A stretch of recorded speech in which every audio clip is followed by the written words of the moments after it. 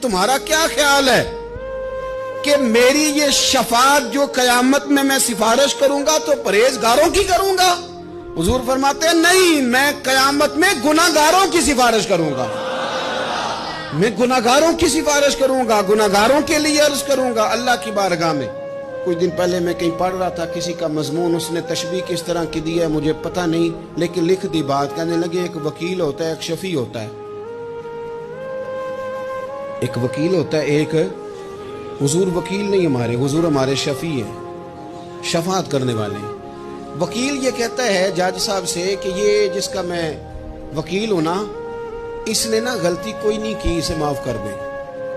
وکیل یوں بحث کرتا ہے، کہتا ہے اس نے کیا ہی نہیں، جرم معاف کرے۔ اور جو شفیع ہوتا ہے نا، وہ کہتا ہے مالک اس نے سارے کیے، تو میرے آنے کی لاج رکھ اور اسے معاف کر دے۔ یہ وکیل